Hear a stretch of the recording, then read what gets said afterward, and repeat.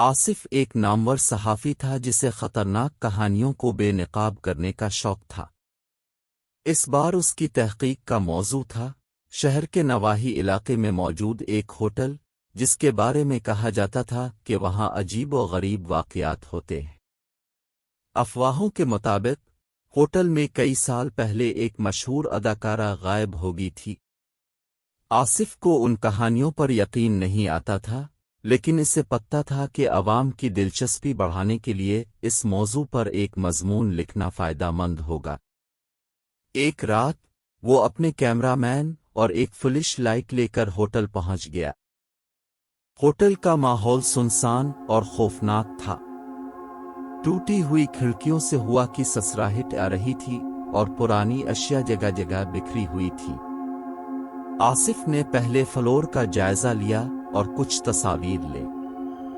جب وہ دوسری منزل کی طرف جانے کے لیے سیڑھیاں چڑھ رہا تھا تو اسے عجیب سی آہٹ سنائی دی، جیسے کوئی اس کے پیچھے آہستہ سے چل رہا ہو۔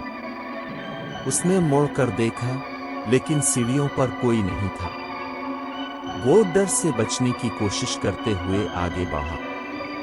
دوسری منزل پر بھی وہی سناٹا تھا۔ اچانک ایک کمرے کا دروازہ زور سے بجا۔ آصف محتاط قدم دروازے کی طرف بڑھاتے ہوئے فلش لائٹ روشن کی۔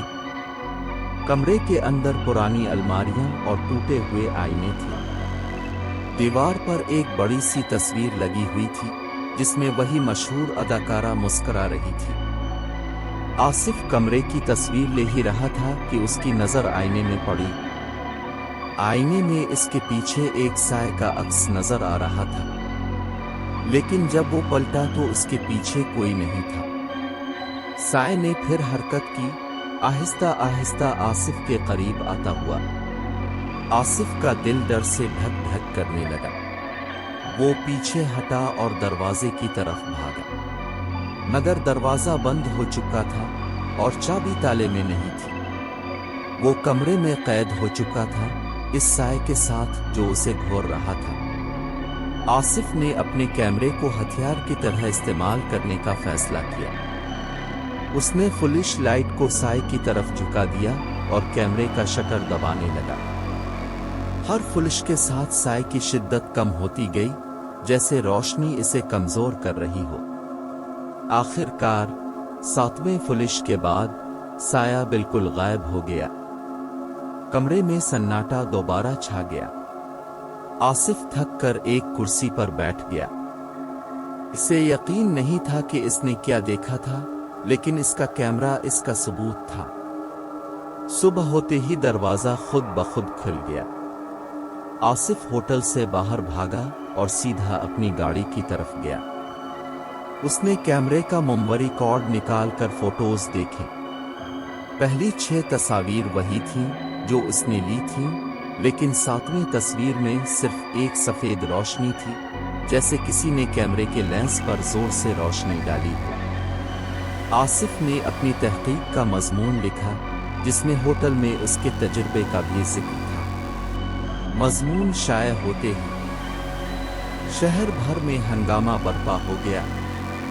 لوگ ہوٹل جانے کے لیے بےتاب تھے، سائے کو دیکھنے کے لیے۔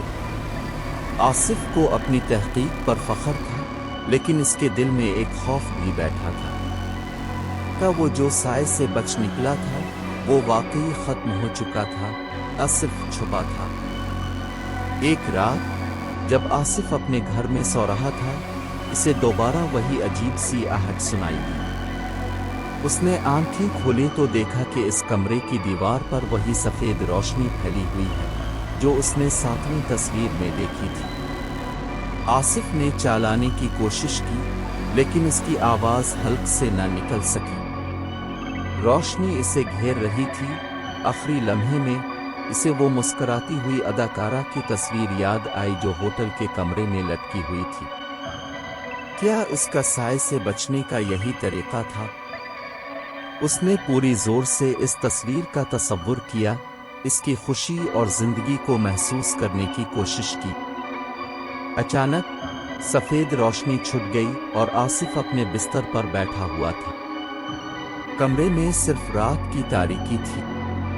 سناٹا تھا، لیکن اس بار اس سناٹے میں ایک عجیب سا اطمینان بھی تھا۔